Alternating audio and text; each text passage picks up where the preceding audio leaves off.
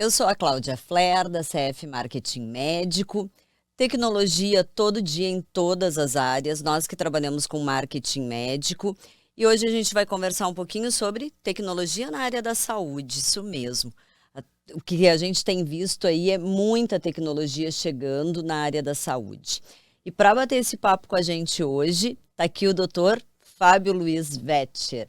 Eu vou apresentar ele para vocês. O Dr. Fábio é cirurgião do aparelho digestivo e robótico, mestre em medicina, doutor e professor em cirurgia. Vamos conversar então, falar um pouquinho hoje de robótica.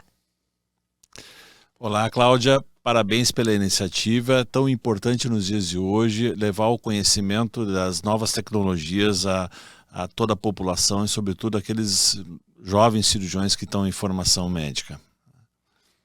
Então vamos lá, Fábio. Vamos começar do que todo mundo quer saber, né?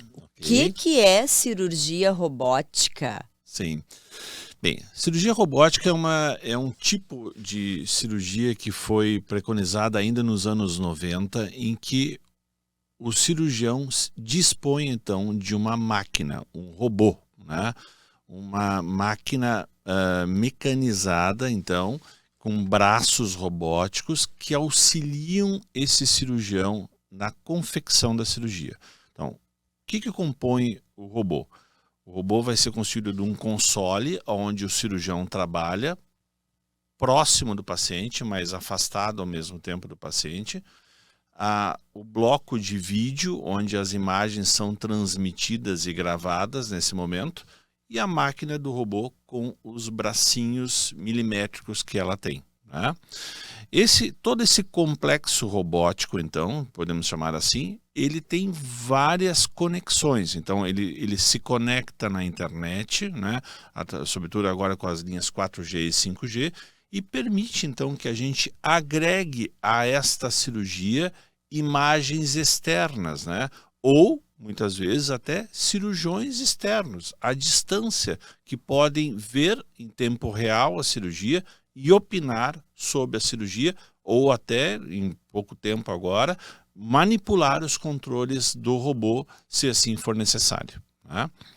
Bem, a cirurgia robótica, ela, como eu disse antes, ela foi introduzida, foi inventada, digamos assim, ali nos anos 90, né? Ali que ela se desenvolveu através de uma empresa chamada Da Vinci, né? Que aqui no Brasil é representada pela Stratner, mas ela foi introduzida mesmo no Brasil no ano 2008, em São Paulo, né? De lá para cá, então, houve uma grande explosão de novos centros realizando cirurgias pelo robô. Então, hoje nós temos cerca de 100 robôs espalhados pelo Brasil, mais de 2.000 cirurgiões já preparados, realizando cirurgias robóticas. Para teres uma ideia, já foram realizadas no Brasil mais de 60.000 cirurgias robóticas em todo o Brasil, isso distribuído naturalmente em várias especialidades, cerca de 14 especialidades médicas. Então hoje a gente confecciona as cirurgias através do robô em cirurgia torácica, cirurgia digestiva, cirurgia bariátrica, cirurgia urológica, sobretudo, né? É a que mais tem feito em função da próstata. Então, a cirurgia robótica, ela teve o seu carro de entrada, o seu carro-chefe que introduziu, difundiu a cirurgia robótica mundo afora através da cirurgia de próstata, né? Foi a primeira grande cirurgia que o robô mostrou muita vantagem quando utilizado. Sim, eu lembro, né, que o pessoal falava muito da cirurgia, quando começou a cirurgia robótica, justamente na especialidade da urologia, né? Mas assim, é muito pouco tempo, né, Fábio, para ela já ter atingido praticamente todas as especialidades, né? Ah, sim, o sucesso da robótica, sim, ela vem se difundindo e se espalhando em todas as especialidades por vários motivos. Vamos pegar o exemplo da própria urologia, né? Então, os homens têm a questão da próstata, né? Que em algum momento da sua vida eles vão desenvolver um tumor de próstata. Então, para a gente poder entender, se nós pegarmos 100 homens com 100 anos de idade, 99 têm ou tiveram um câncer de próstata. Então, a pergunta assim... será que eu estarei vivo para ter o meu câncer de próstata? Como as pessoas estão vivendo cada vez mais, né, o número de cirurgias prostáticas tem explodido praticamente o mundo afora, né? Bem, aí qual é a grande realidade nessa história toda? Antes nós tínhamos altas taxas de impotência e incontinência urinária após a cirurgia da próstata, o que dava aí 30%, 40% de incidência, né? Com uma cirurgia convencional, com uma cirurgia aberta. Agora, com a cirurgia robótica, isso cai a números mínimos, né? Se tornando muito, muito infrequente complicações como impotência ou incontinência urinária. Isso devolve, então, uma tranquilidade ao homem que chega aos seus 55, 60 anos e tem que fazer, então, uma cirurgia prostática, né? Da mesma forma que essas vantagens ocorreram na urologia, isso se difundiu para as outras especialidades. Então, dentro da cirurgia de câncer, da cirurgia bariátrica, por exemplo, nós temos N vantagens, como cirurgia, a gente vai discutir isso mais adiante, mas assim, cirurgias mais efetivas, que sangram menos, com melhor recuperação, e aí vai. Então, daí um dos grandes motivos da grande difusão da cirurgia robótica mundo afora. E até cirurgias assustadoras, que nem o câncer, né, Fábio? Quando a gente fala do câncer de pâncreas, né? Há bem pouco tempo atrás, as pessoas que tinham câncer de pâncreas vão morrer. Exatamente. Né? Então, assim, os benefícios de um robô, de uma cirurgia com um robô, eu acho que até tranquiliza também o paciente, né? Ah, com certeza. Tenta imaginar assim, as cirurgias de pâncreas ou de fígado, ela se caracteriza na cirurgia convencional pelas grandes incisões, grandes cortes. Então, cortes que começam na parte superior do abdômen e vão para as laterais, né? Ou de cima a baixo no abdômen. Isso... A videolaparoscopia tentou diminuir com os furinhos. O problema é que a ela tem muita limitação de movimentos. É cansativa, ela não é ergonômica para o cirurgião. O cirurgião cansa depois de 3, 4 horas de cirurgia por vídeo. Enquanto que o robô não. O robô devolveu todas essas vantagens da cirurgia aberta através de pequenos furos. Fábio, conta pra gente, qual foi a tua cirurgia mais demorada aí, ó? Vamos falar então dessa cirurgia que tu tá falando, da videolaparoscopia. Uma cirurgia de quantas horas, né? E que cirurgia é essa? Sim. Eu até vou dar um passo ainda mais atrás, né? Isso me lembra nos anos 95, 96, quando a gente começou com os transplantes de fígado aqui em Porto Alegre. Nós levávamos 10, 12 horas de cirurgias de transplante de fígado. Às vezes, em transplantes complexos, chegávamos a levar 15, 16 horas. Esse tempo foi caindo com a cirurgia aberta até tempos como 4, 5 horas. Mais ou menos é o que a gente sempre levou no transplante de fígado, né? A cirurgia videolaparoscópica é da mesma maneira, né? Então, vamos pegar um exemplo bem prático, a cirurgia de vesícula, né? No início, na vídeo, a gente levava 1h30, 2 horas fazendo a cirurgia videolaparoscópica, né? O que na cirurgia aberta levaria 3, 4 horas. Hoje, uma cirurgia videolaparoscópica para vesícula leva 10, 15 minutos. Né? É extremamente rápida. O robô está passando esse mesmo processo, né? Então, o robô, nós temos cirurgias muitas vezes como cirurgias de câncer de pâncreas, câncer de fígado, que levam 8, 10 horas de cirurgia, mas o tempo paulatinamente vem caindo até já tempos que a gente tem obtido de 4h30, 5 horas para cânceres de pâncreas e de fígado. Então, assim, isso vem se desenvolvendo rapidamente junto com a tecnologia do robô. E uma coisa que a gente pensa, até uma coisa de leigo, assim, né? Mas como é que o médico faz numa cirurgia que ele tá lá 8 horas? Porque o médico precisa comer, precisa ir no banheiro. Como é que faz? A robótica te ajudou nisso? Por demais. A cirurgia robótica foi um alento para todos nós cirurgiões, né? Porque os cirurgiões viviam com dor aqui, dor ali, né? Mesmo na cirurgia aberta, na laparoscopia, então, tinha dias que a gente saía da cirurgia liquidado, literalmente, em termos de dor, né? Dor nas costas, dor nos ombros, dor nos braços, né? O robô não. O robô, ele é ergonômico. Ele me permite, então, ficar numa posição confortável. Ele me permite parar a cirurgia, ir comer alguma coisa, ir no banheiro se for necessário. Enfim, ele traz o conforto para o cirurgião e toda a equipe médica. E trazendo mais conforto para o cirurgião, certamente a efetividade da cirurgia melhora cada vez mais, né? Olha, acho que o pessoal já tá curioso para saber como é que é esse robô aí, né? Quando fala em robô, a gente pensa que é um robozinho mesmo que tá lá operando. Ele opera sozinho? Não, ele não opera sozinho, né? Na realidade, o robô, ele ele, como eu disse, ele é constituído então por uma torre de vídeo, a máquina do robô, propriamente dita. Aqui a gente tem um filme, eu acho que agora é bem interessante, Cláudio. A gente pode ver ali. Esse é o console em que o cirurgião então fica trabalhando com os joysticks embaixo nas mãos e nos pedais. Observe os pedais também, né? Enquanto isso, a equipe fica monitorando através de vídeos a cirurgia que a gente vai realizando no robô, né? Então aqui uma dissecção de uma hérnia inguinal, né? Pode ver que a cirurgia é extremamente tranquila enquanto o robô vai trabalhando no paciente. Então a máquina, o robô, ele imita perfeitamente o movimento que eu fizer na mão, né? Então todos os movimentos que eu fizer lá no console, a máquina vai imitar, né? Então aqui de novo a gente consegue ver o robô trabalhando. Observe sensacional, né? Eu fico longe lá, sentado lá no console, e lá a gente se distrai literalmente horas. Para o cirurgião que está operando, ele não vê o tempo passar, né? E essa cirurgia é uma hérnia?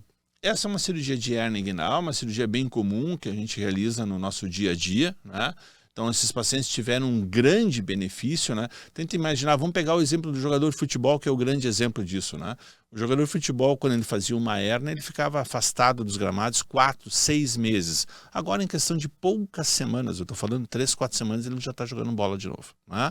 Então, isso é espetacular. O paciente ele tem alta cerca de 4, 5 horas depois da realização da hérnia pelo robô, e ele sai caminhando como se nada tivesse acontecido.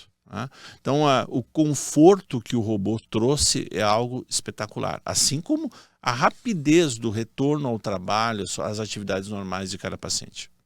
Claro, é verdade.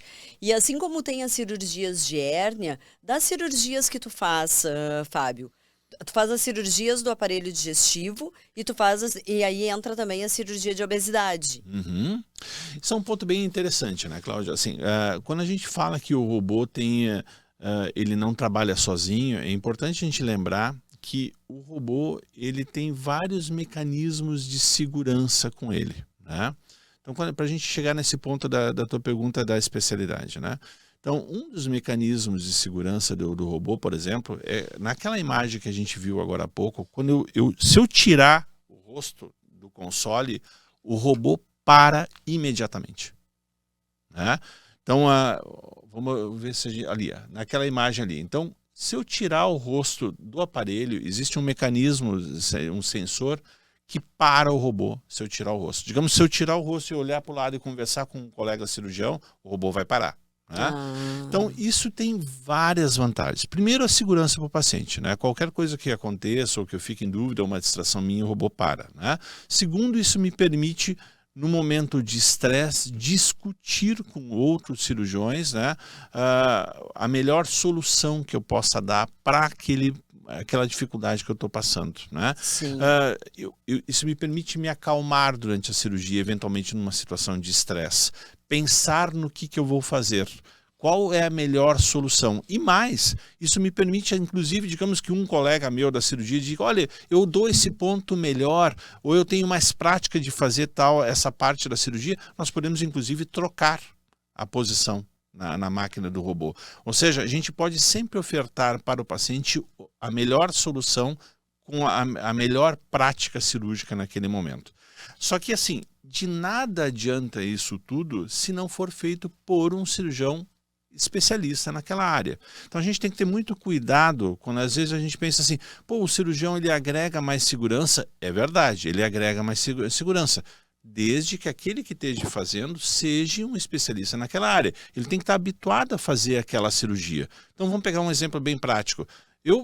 Na minha formação como cirurgião geral, a gente aprende a fazer uma cirurgia de próstata, por exemplo, né? Mas isso não é uma cirurgia do meu dia a dia. Eu não faço ela como rotina, né? Se eu tiver que fazer, eu vou fazer ela mal. Então, o robô, nesse momento, ele não me agrega nada, né? Então, a gente tem que ter o cuidado de dizer assim, ele é um cirurgião robótico, ele pode fazer tudo. Não, não é verdade, né? Então, assim, nesse momento é importante que a gente saiba observar quem vai operar o robô. Lembra que a arte toda é feita pelo cirurgião que está atrás do aparelho, manipulando o robô. Sim.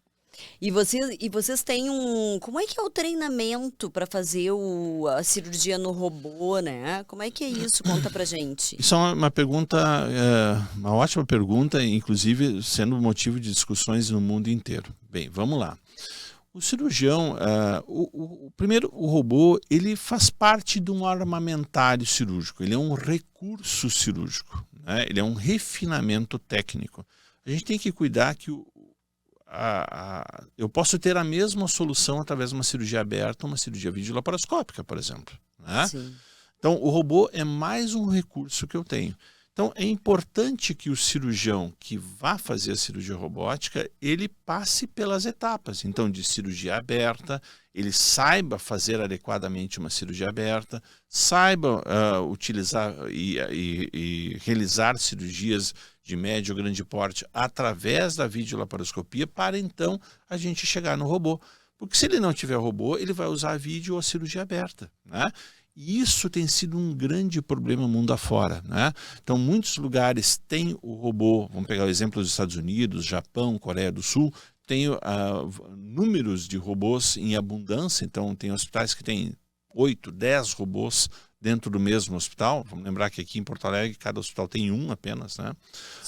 E aí os cirurgiões mais jovens são treinados no robô. Só que todas as equipes estão passando por problemas que quando a cirurgia, por qualquer motivo, tem que ser convertida para uma cirurgia aberta ou para uma cirurgia laparoscópica, o cirurgião não sabe fazer. Então, assim, todo esse treinamento do cirurgião para chegar na cirurgia robótica está sendo discutido amplamente em vários congressos, né? Então, imagine você que a gente tem que, primeiro, fazer o treinamento na cirurgia aberta, depois na cirurgia videolaparoscópica, para então chegar no robô. O grande problema é que hoje vários cirurgiões estão tentando pular né, tentar fazer uma ponte diretamente para o robô. Quando eles tiverem que voltar atrás, eles não sabem fazer aberta, né? A medicina é muito complexa, né? E Exatamente. o médico, assim, ele estuda durante muito tempo. Por isso que eu te perguntei, porque é uma das coisas, assim, a gente fala dessa geração videogame agora, né? Que os médicos, né? Essa geração que tem muito acesso, mas a gente também olha como isso se mistura, né? A experiência com a tecnologia, a chegada da tecnologia e o quanto tu vem construindo a tua trajetória, né? Sim. Muito interessante. Mas, Fábio, vamos lá. E falando um pouquinho, e aí o que eu tinha te perguntado até em relação à obesidade. Sim. Na cirurgia da obesidade, o robô também hoje é uma vantagem. Com certeza. Vamos lá. A cirurgia, em especial a cirurgia da obesidade, ela tem uma das grandes dificuldades na cirurgia videolaparoscópica, porque hoje em dia raramente se faz uma cirurgia bariátrica aberta, por via convencional, ou seja, com grandes incisões. Isso é muito raro hoje, né? Então, a cirurgia padrão hoje, realizada no Brasil inteiro e no mundo inteiro, é a cirurgia videolaparoscópica. Só que a cirurgia videolaparoscópica, ela utiliza pinças em que o cirurgião precisa fazer a força contra todo o peso que aquele paciente tem, que muitas vezes não é pouco. Sim. Né? Então, o que acontece? Isso gera cansaço no cirurgião, muitas vezes entorta as pinças, torna a cirurgia muitas vezes grosseira, né? Sem uma fineza técnica e delicadeza. O robô não tem isso, porque é uma máquina. Então, tu não tem o peso nos braços de quem está operando o robô. Ele vai fazer com a mesma delicadeza, porque é uma máquina que ergue todo o peso, sustenta aquele peso durante a cirurgia. Então, a cirurgia robótica, no caso da obesidade, ela permite com que a gente faça secções extremamente delicadas com o robô, né? Que muitas vezes a videolaparoscopia não nos permite em função da dificuldade técnica do paciente obeso. É o peso, a quantidade de gordura corporal, né? Então isso tudo o robô minimiza. Claro. E dentro da obesidade, tem alguma cirurgia específica? Por exemplo, uma cirurgia revisional, né? Perfeito. Existem as cirurgias revisionais, Sim. né? Não, a cirurgia revisional é uma das áreas mais específicas, ou que tem maior benefício com o robô, né? Porque, veja bem, se já é difícil fazer uma cirurgia a videolaparoscópica, né,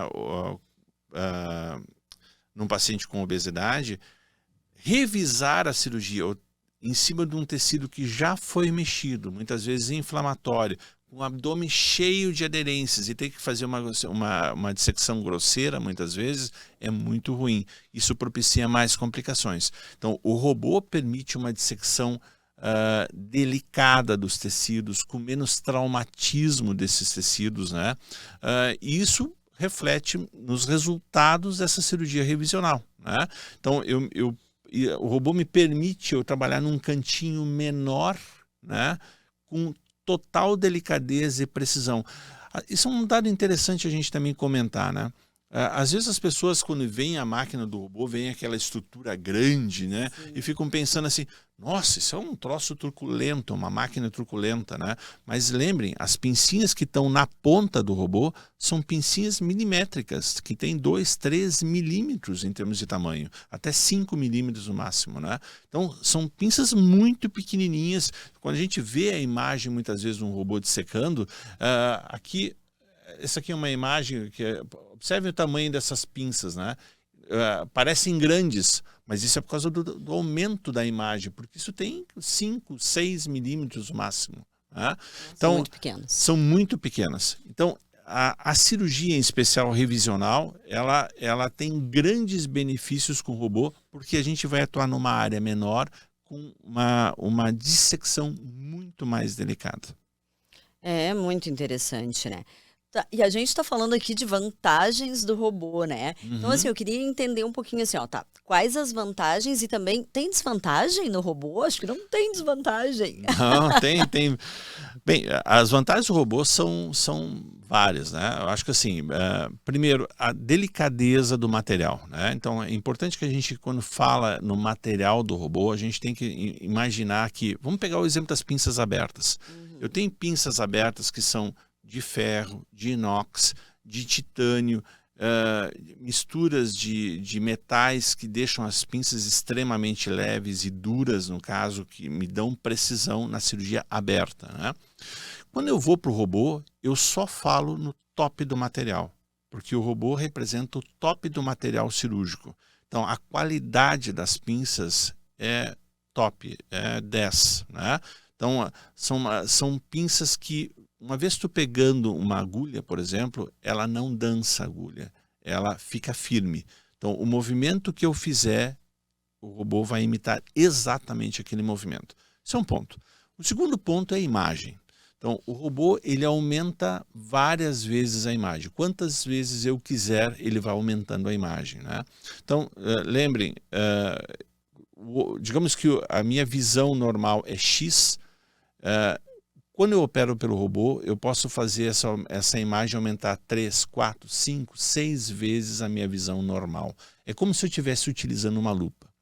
Uma outra grande vantagem do robô, em especial contra a laparoscopia, na laparoscopia nós temos uma visão em 2 dimensões. Ou seja, para mim poder perceber o toque, eu tenho que vir com a pinça, encostar no tecido, perceber que eu encostei, porque vai movimentar o tecido, e aí eu pego o tecido, certo? O robô não. É como quando a gente vai pegar um copo d'água. Eu não preciso olhar para o copo d'água. Eu levo a mão e pego exatamente o copo d'água. Por quê? Porque eu tenho a noção de 3 dimensões. O robô me dá isso, porque ele tem 2 câmeras na realidade, que fazem a gente ter a sensação de 3 dimensões, tá? O robô é mais ergonômico, que a gente já comentou também, né? Então ele me permite conforto, né? O robô me traz mais segurança na dissecção, né? Vamos lembrar que a imagem do robô, como quem controla a imagem é o próprio cirurgião, a imagem não treme. Então eu controlo a imagem. Então, diferente na videolaparoscopia, que quem controla a imagem é o cirurgião que está do meu lado. Então a imagem está constantemente se mexendo. No robô não tem isso, né? Então a imagem ela é fixa, ela é parada. A gente vai ver em alguns filmes daqui a pouquinho, né? O robô, ele percebe... Todos nós temos um tremor natural. Isso é comum. Isso não é defeito, não é problema inerente a nenhum cirurgião. Isso é normal que as pessoas tenham. O robô percebe, ele consegue detectar a frequência do nosso tremor que cada um tem, mesmo que seja um tremor grosseiro, e ele estabiliza. Ele gera, então, uma frequência contrária, tornando a pinça extremamente estável. Então, quando a gente vê a pinça do robô, ela não treme. Diferente quando a gente vê um cirurgião operar de uma forma normal, por exemplo. Né? Sim. Então, essas são, digamos, as principais vantagens em termos de manipulação do robô. O que a gente percebe, assim, é quanto mais precisão tu tem, menos trauma também para o paciente, né? Sim. Sabe? Bem, mas aí são os ganhos que a gente vai ter, eu te diria, são os ganhos já clínicos que a gente vai ter com o robô. Né? Então, assim, o robô, em função de todas essas vantagens em termos de imagem, qualidade de material, precisão cirúrgica, né? Eu falar em precisão cirúrgica, eu acho que é bem interessante uma imagem que você tem encontrado na internet quando aparece a imagem de um robô dissecando uma uva. Facilmente se encontra isso na internet. Então o robô vai lá, ele tira a pelezinha da uva, né? E aí ele vai lá, coloca a pelezinha de volta e sutura a pelezinha. Aí a imagem ela começa a se afastar e quando a gente vê, na realidade a uva está dentro de uma garrafa e o robô está operando através do gargalo da garrafa. Mas olha só. Ele entra através do gargalo da garrafa. Então tenta imaginar o espaço que a gente vai ocupar com as pinças do robô.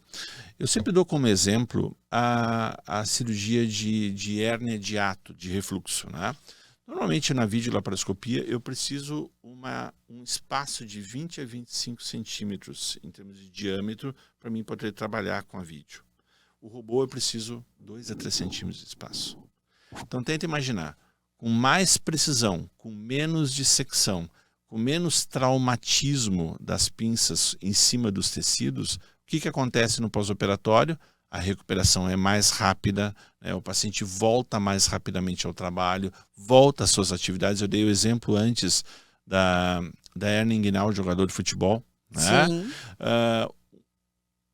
O robô, de novo, ele é top de material sempre.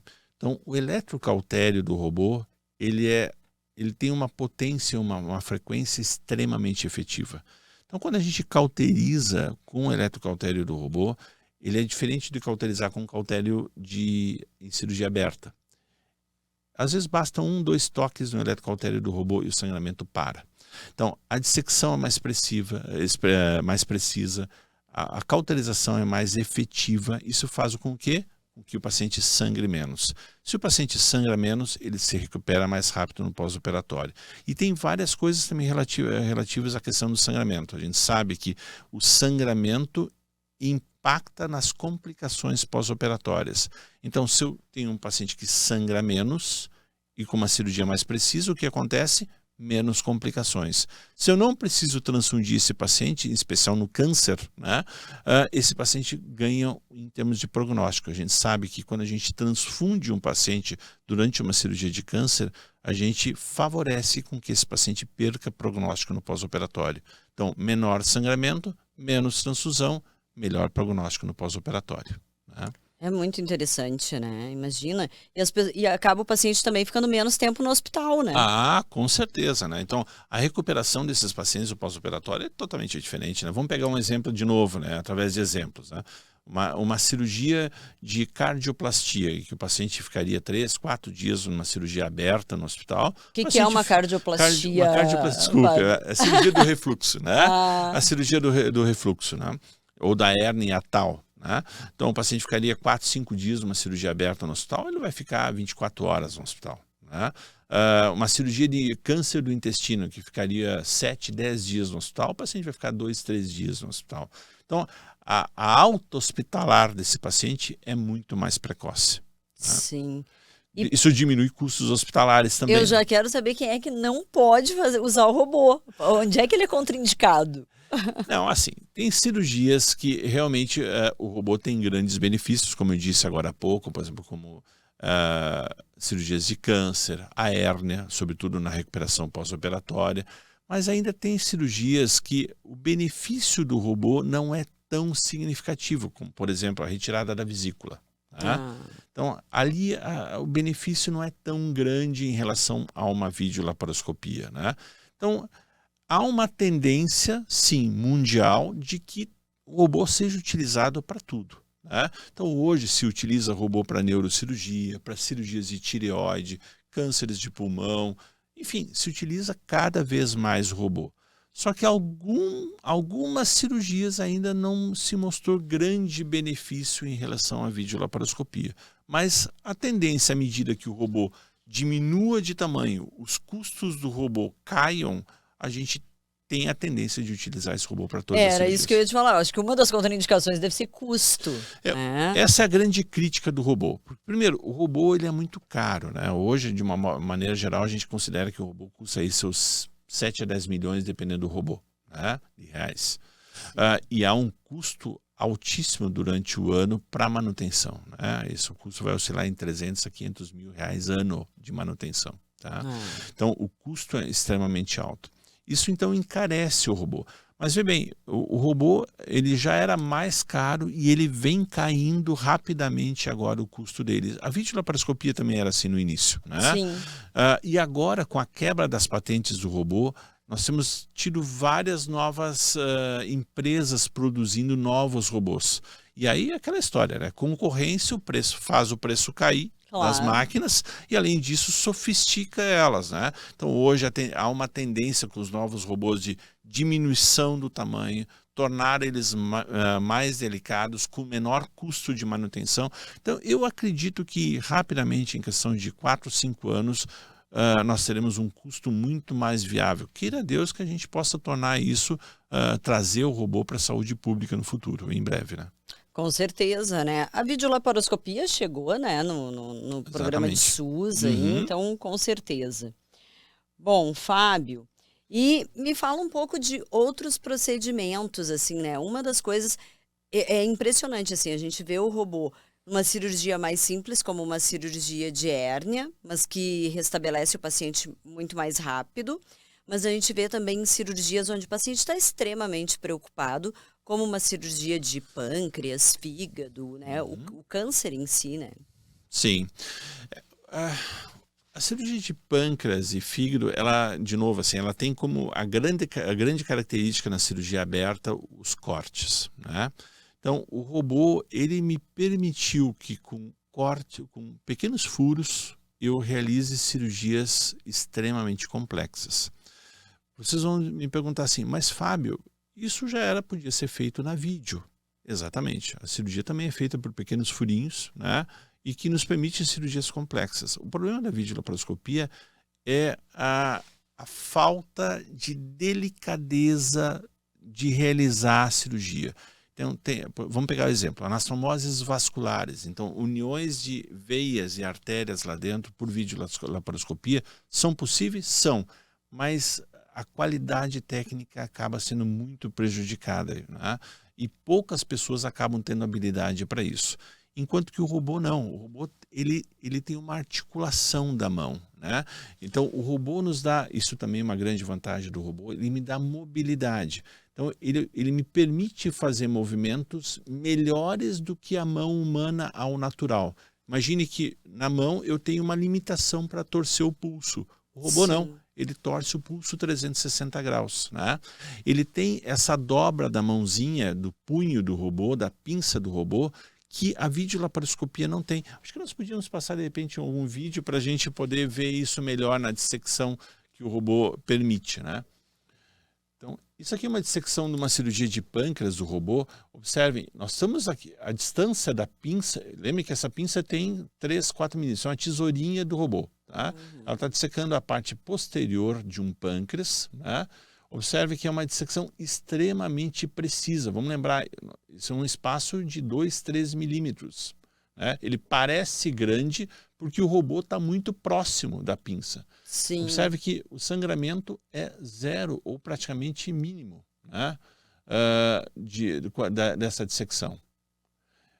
Observe a pinça da esquerda, ela está dobrada. Né? Observe, olha a tesourinha, ela vai se moldando, ela vai dobrando conforme a necessidade e os tecidos vão se apresentando. Né? Então, para a dissecção, isso é um grande artifício que a gente tem no momento da dissecção com o robô, né?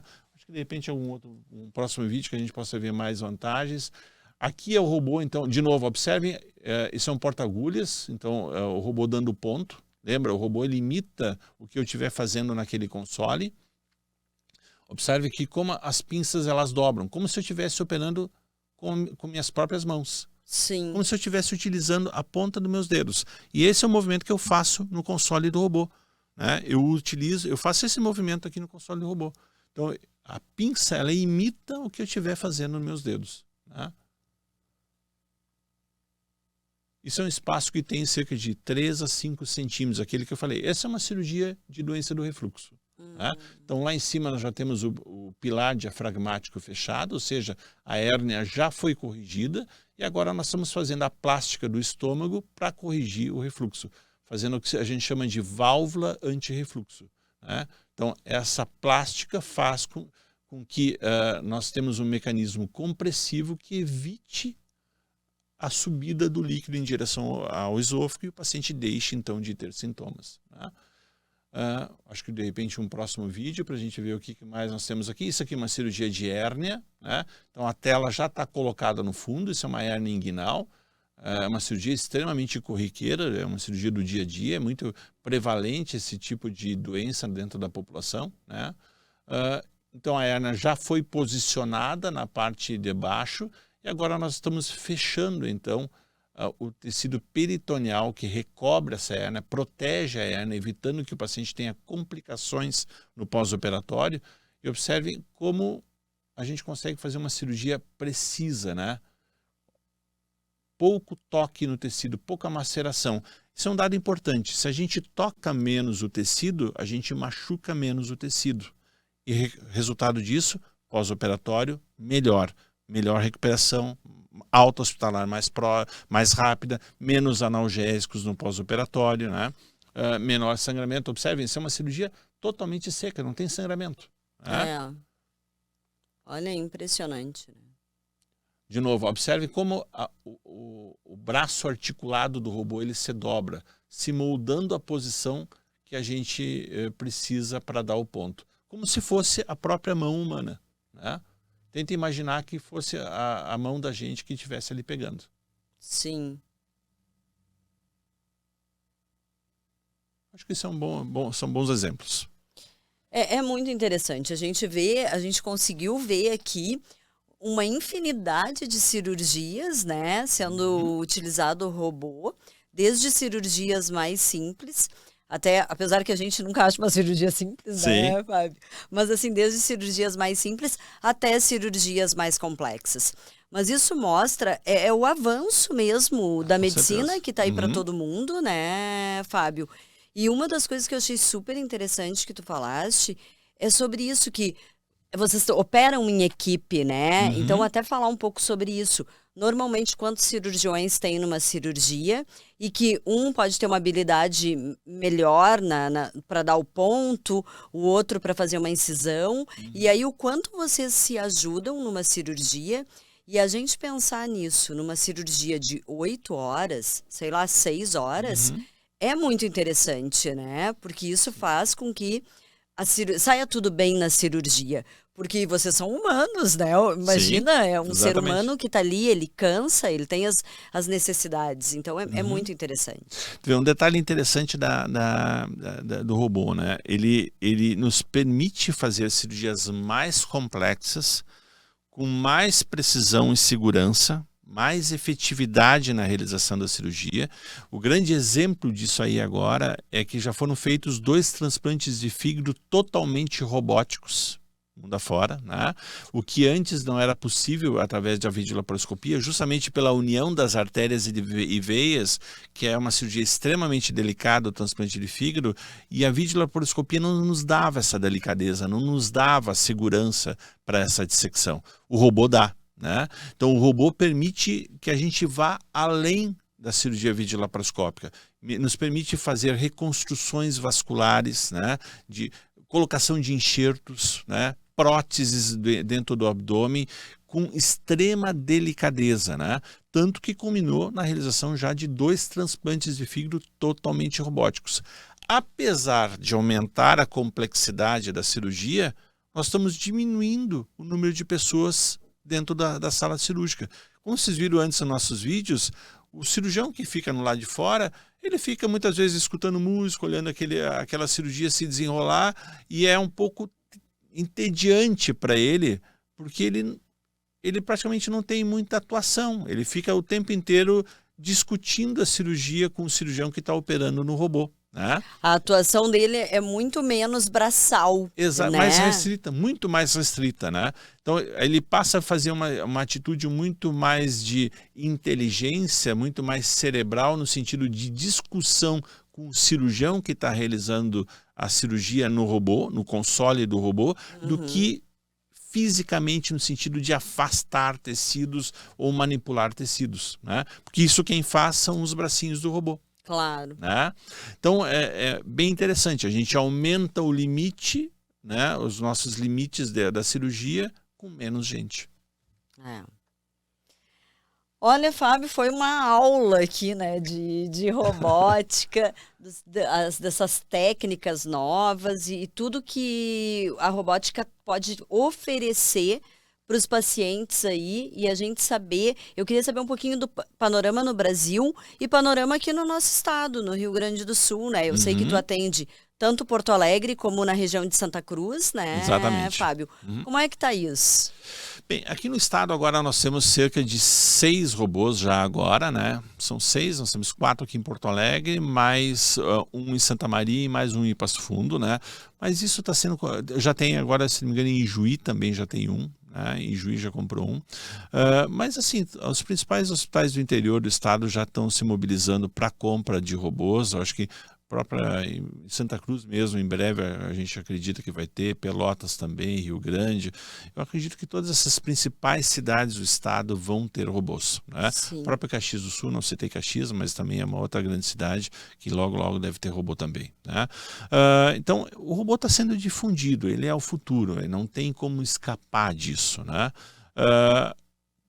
O que vai nortear muito a utilização do robô vai ser justamente a experiência dos cirurgiões, que eles têm que vir já com uma experiência acumulada na cirurgia aberta, na cirurgia videolaparoscópica, para que eles possam desenvolver mais o robô, né? É importante aquilo que a gente falou antes, né? Esse pulo de etapas é que não deve acontecer, justamente para que a insegurança não ocorra com o paciente, com as cirurgias que ele vai realizar, né? Claro. Mas a tendência cada vez mais é de se utilizar mais e mais o robô, tanto no estado quanto no Brasil e mundo afora, né?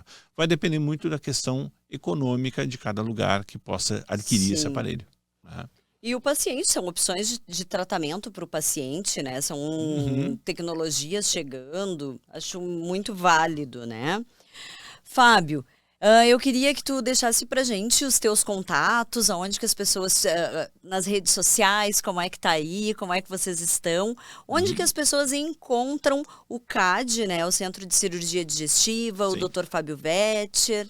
Bem, nós temos um site na internet, que é justamente o centro de cirurgia digestiva.com.br, né, ou também vão nos encontrar como CAD-RS, né. Nós temos a nossa clínica no Hospital Moinhos de Vento e em Santa Cruz do Sul. São os 2 principais lugares que a gente atua, né? E são nesses lugares os hospitais Moinhos de Vento, Santa Casa, Mãe de Deus, Hospital Blanc, que são os lugares que a gente realiza as cirurgias do nosso dia a dia. Os robôs, em especial, a gente tem realizado eles tanto no Moinhos de Vento quanto na Santa Casa, que são os hospitais que disponibilizam os robôs nos dias de hoje. Ai, ótimo. E eu conversei hoje, então, com o Fábio Vetter e aprendi muito. E é muito bacana a gente poder disponibilizar todas essas informações aí para a nossa população, para a comunidade. Fábio é o cirurgião do aparelho digestivo e robótico, professor de cirurgia, mestre e doutor em medicina. Muito obrigada. Eu que agradeço, Cláudia. Foi um prazer enorme aqui estar conversando contigo sobre cirurgia robótica e os avanços dentro da medicina. E vamos falar mais, né, Fábio? Vamos vai sim. voltar aqui para falar ainda sobre outras cirurgias e novidades aí que estão chegando. Legal, vamos sim. Obrigada.